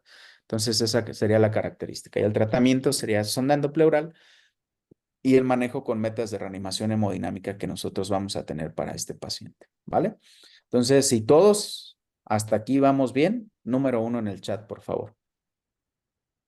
¿Sale? Ya vimos datos patognomónicos, auxiliares diagnósticos, tratamientos específicos y manejo específico de cada uno de ellos, ¿verdad? Entonces, ahora nos vamos un poquito más adentro, ya pasamos piel, ya pasamos hueso, ya pasamos, en este caso, pleura, y nos vamos a la zona de intercambio parénquima pulmonar. Ya casi acabamos, ¿eh? Nos falta como media hora. Vuelvo a insistir, si gustan que paro, si no seguimos. Entonces, la zona de intercambio parénquima pulmonar pues, nos puede llevar ahora sí a una contusión pulmonar. Dentro de la contusión pulmonar, pues aquí va a haber acumulación de sangre, pero ¿dónde es donde únicamente se puede poner la sangre? Acumulación de sangre en el espacio alveolar. El espacio alveolar o el alveolo que normalmente está ocupado con aire, ahora se ocupa con sangre. Entonces, ¿qué genera? Asociado a intercambio de energía considerable. Estas son lesiones que pueden producirse más en los niños porque el tórax es más flexible, no está tan osificado, entonces absorbe menos energía y la característica va a ser que la contusión pulmonar genera estertores crepitantes o subcrepitantes en la economía pulmonar más la dificultad respiratoria. Entonces, ¿qué voy a encontrar? Pues estertores. Ninguna patología de trauma me da estertores más que la contusión pulmonar. Porque si yo hago la auscultación de mi paciente y empiezo a escuchar estertores crepitantes y subcrepitantes, pues aguas, porque si yo exploro completamente ápice, base, si yo encuentro estertores subcrepitantes o crepitantes, pues digo, ok, esto pudiera ser una neumonía, ¿no? O pareciera una neumonía, pero ¿qué creen? Pues si tuvo evento traumático, pues no puede ser neumonía, ¿verdad? Porque la neumonía es presencia de moco en el espacio alveolar. Estoy haciendo una comparación.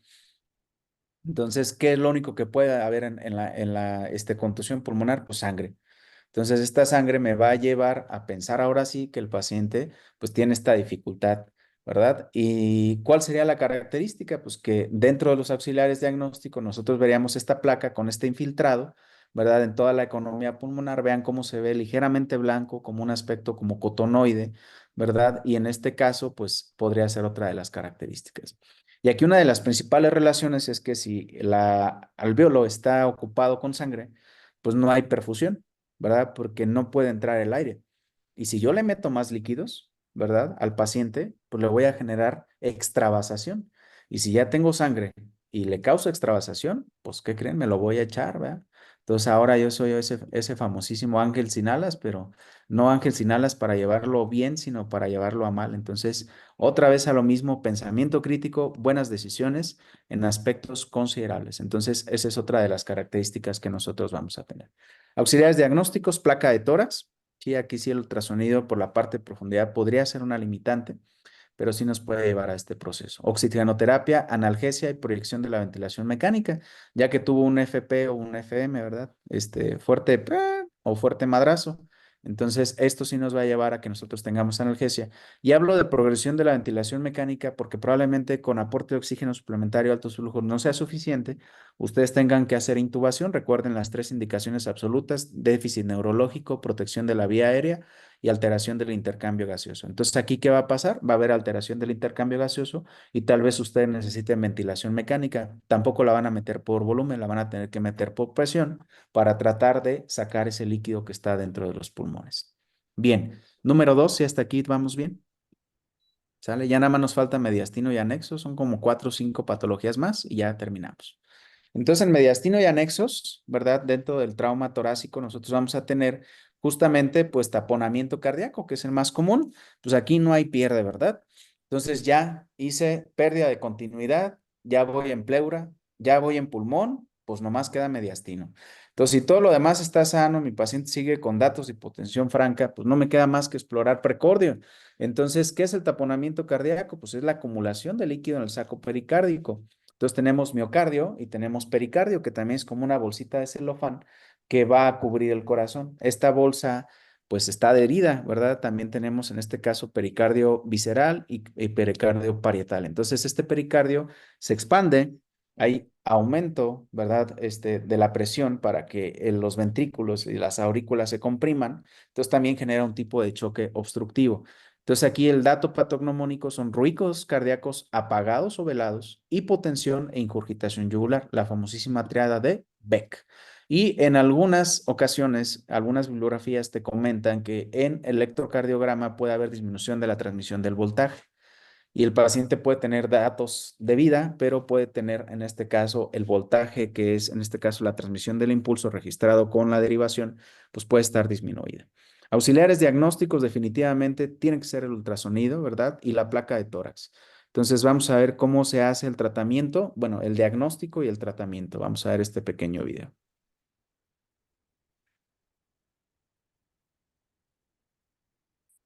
A phased array transducer with a cardiac exam type is used to perform an ultrasound-guided transthoracic pericardiocentesis.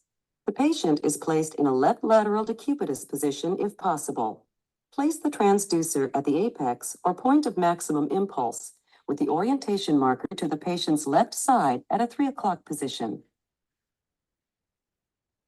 Todo lo que está generando es un corte sagital del corazón para poder ver el mediastino, obviamente el corazón, para poder identificar la estructura. Lo que quiero que vean es las cavidades, ¿sale? Nosotros tenemos apex. Recuerden que lo que estoy viendo en la parte de arriba es siempre lo que está poniendo la sonda, entonces estoy viendo apex. Vean aquí cómo hay acumulación de sangre. La sangre se ve blanca. Entonces, esa es la parte de la pericarditis. Between the apical and peristernal long axis views of the heart to determine the most superficial and largest pocket of fluid.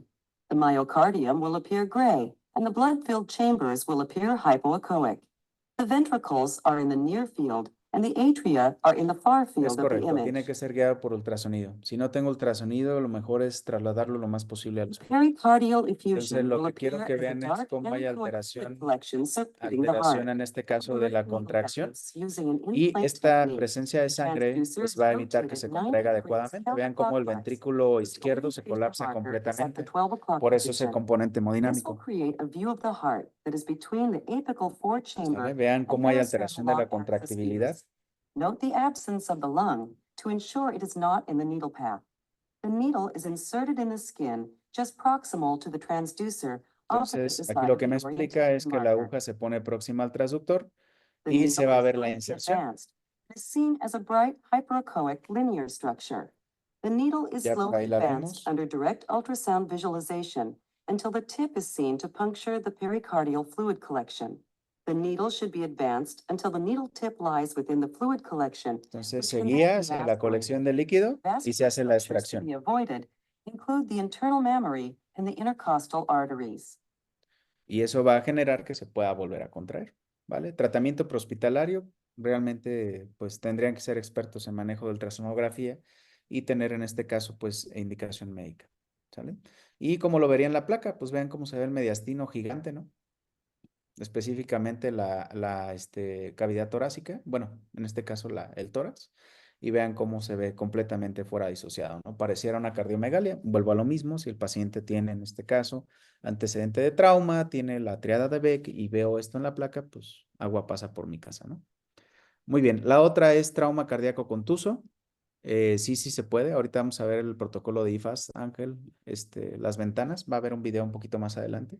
Entonces, sí debería de hacerse. Entonces, trauma cardíaco, la característica de IFAS que se va hacia pulmón es el FAS extendido, ya que en la parte de abajo solamente se ve abdomen, pero el FAS extendido ve pulmón. Entonces, la otra es justamente, pues, trauma cardíaco contuso. ¿Qué va a generar? Pues aquí mi primera, pensamiento crítico es que tiene que ser una cinemática de trauma considerable.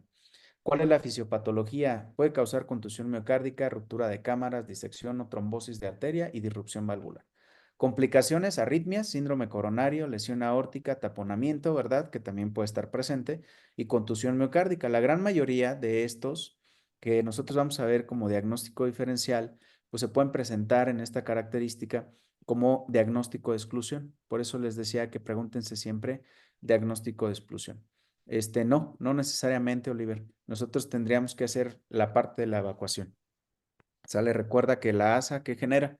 En este caso, disminución de la actividad plaquetaria. Entonces, ¿qué quiero en trauma? Que coagule, no quiero que sangre más. Entonces, aquí sí los procoagulantes, los anticoagulantes de cualquier tipo, pues están contraindicados, ¿no? Entonces, esa sería la característica. ¿Qué va a pasar como diagnóstico diferencial para que ustedes sepan que es un trauma contuso? Muy sencillo, componente hemodinámico más arritmias más valvulopatías. Arritmias, pues puede generar cualquiera, ¿no? Taquisupra, FA, y valvulopatías, pues ustedes van a escuchar ruidos anormales o chasquidos. Y dentro de los auxiliares diagnósticos, ultrasonido, que es el IFAST, ahora sí veríamos ventana pericárdica, y ahí lo que veríamos es, en este caso, asimetría de la contracción, o puede haber, en este caso, pues que la válvula no esté funcionando adecuadamente, ya sería un poquito más avanzado, ecocardiograma y auscultación de ruidos cardíacos. Y el tratamiento específico, básicamente sería manejo de las arritmias más estabilidad hemodinámica. En este caso, pues dentro de las arritmias, pues tendría que ver si tiene el componente hemodinámico, doy manejo del componente hemodinámico, obviamente con restricción de líquidos, y aquí incluso podemos pensar en inotrópicos, dromotrópicos, ¿verdad? En este caso, traduciéndolo a un término un poco más sencillo, tendremos que mejorar contracción y conducción, en este caso miocárdica, ¿no? A través, en este caso, de dopa o dobuta, depende de lo que ustedes necesiten. Entonces, probablemente ese sea el manejo que nosotros tengamos. La otra es ruptura traumática de aorta. ¿Sale? Esta es la causa más común de muerte súbita. Casi no llegan a los hospitales. Si llegaran a estar dentro de los hospitales, el dato patognomónico va a ser hematoma mediastinal sostenido, que lo vemos aquí.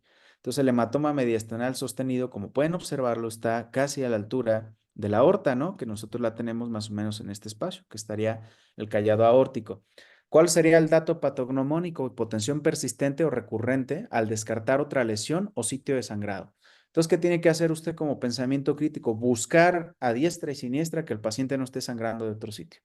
¿sale? Le va a buscar por todos lados. Entonces, si no, y veo justamente que el paciente sigue hipotenso, pues nada más hay 3 sitios de sangrado que nosotros podemos pensar.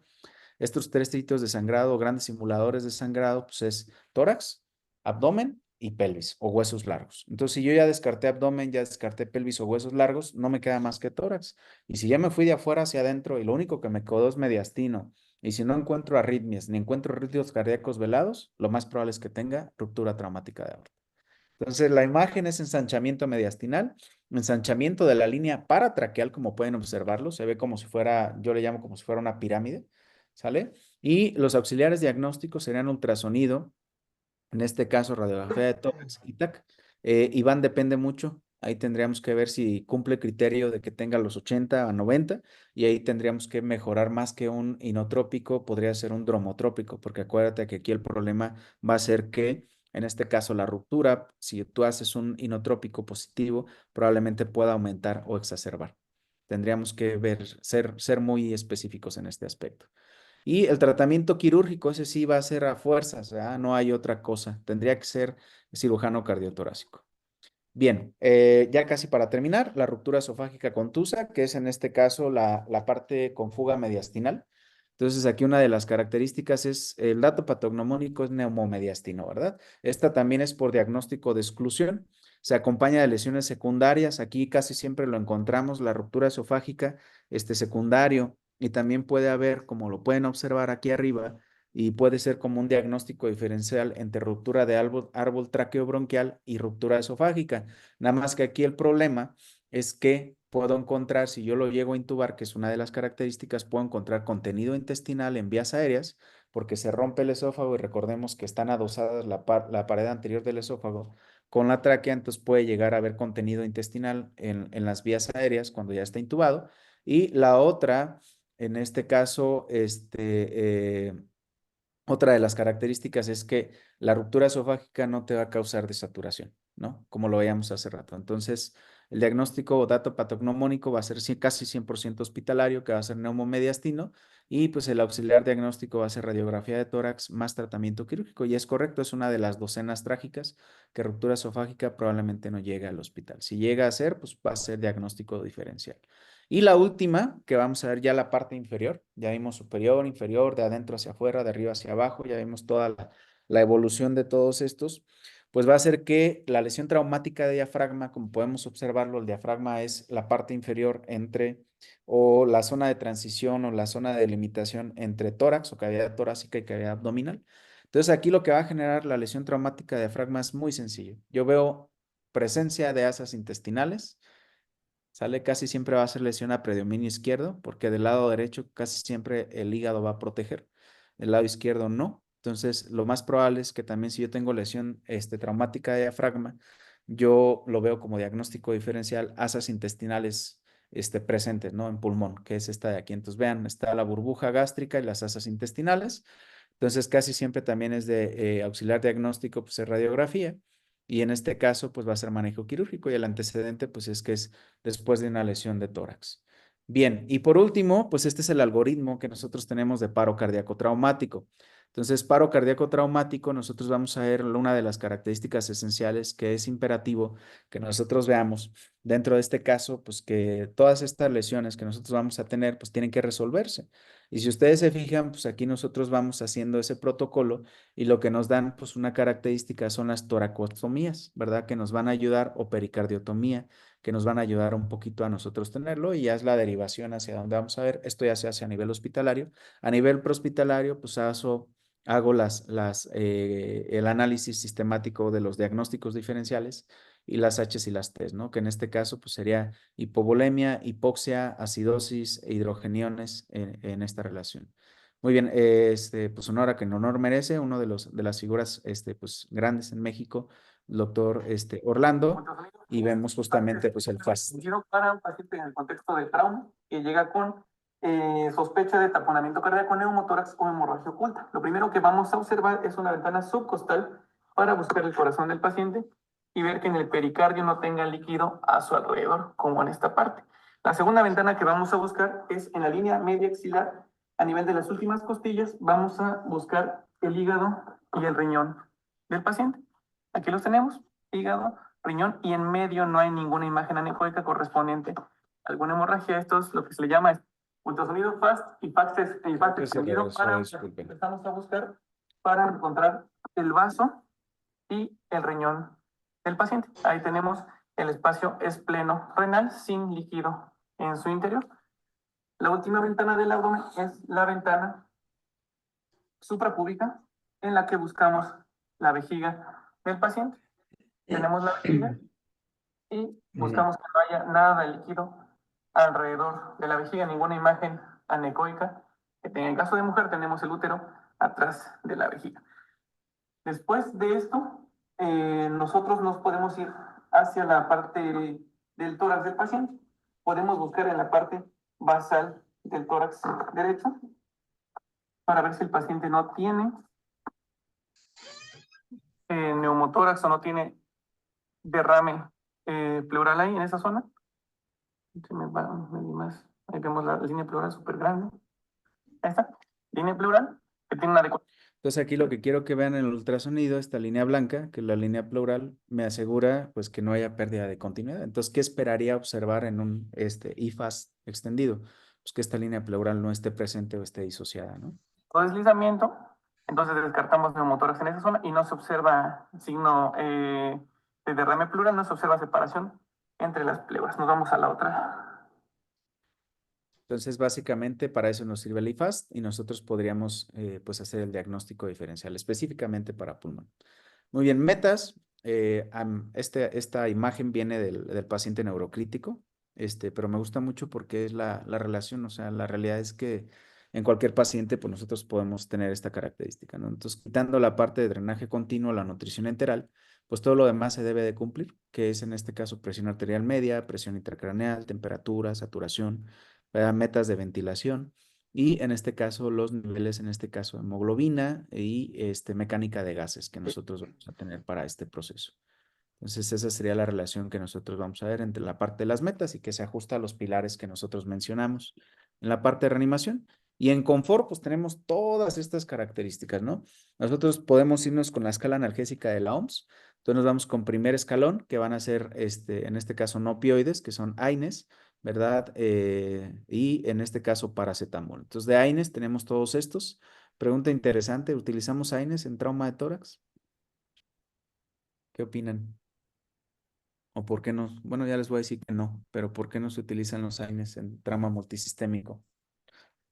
No, aquí seguimos. Confirme que me escuchan todos. Ok, perfecto. Aparte de la falla renal y COX-2, algo más importante, en este caso nos altera la cascada de la coagulación.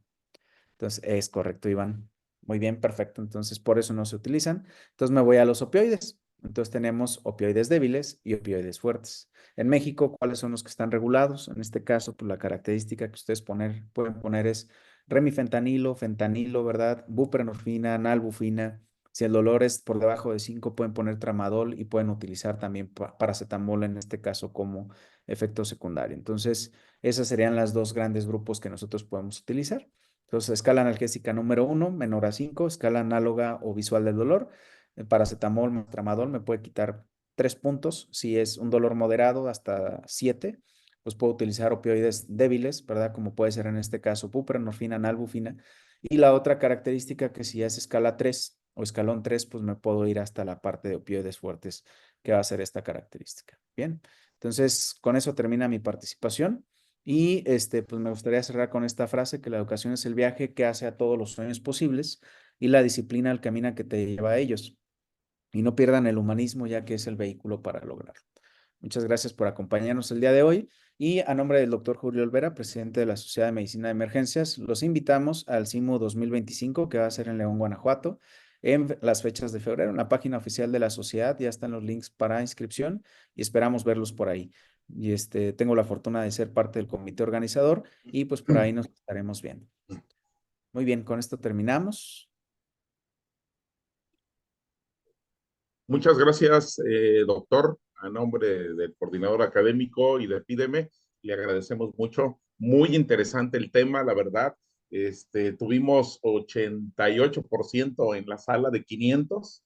88% tuvimos y bueno, pues prácticamente tuvimos 466 personas atentos a esta gran ponencia. Lo felicitamos a nombre de todo el equipo que formamos Pídeme y pues esperemos verlo nuevamente en otra gran cátedra.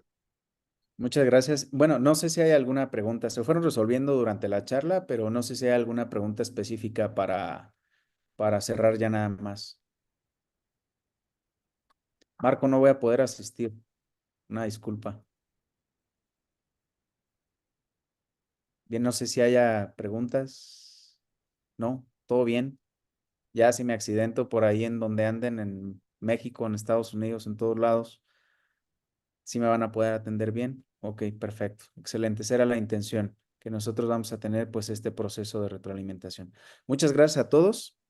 PHTLS, ATLS, todos los artículos, Luis, del Comité de Trauma, puedes leerlos sin ningún problema. PHTLS, ATLS, puedes leer pues antes había un curso que se llamaba ATT, antes pues también está el que es de ITLS, pero los dos más grandes que tienen dentro de esta característica pues nos van a llevar a TLS y PHTLS.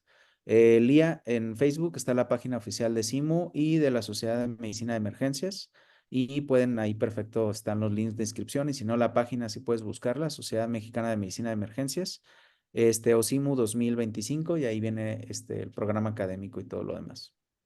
¿Qué tan a disposición, Cristian? En México solamente conozco yo al CRUM de Querétaro que tiene en este caso la parte del Plasmalite. Instituciones privadas sí la pueden tener. Entonces, podemos tener pues esta característica. Gracias, Diego. Gracias. Por ahí seguimos dentro de estas charlas. Bien, no sé si tengan alguna otra pregunta, si no, pues sería todo de mi parte y agradezco mucho a los anfitriones y gracias por conectarse el día de hoy. Ok. Ángel, no sé, hay por ahí los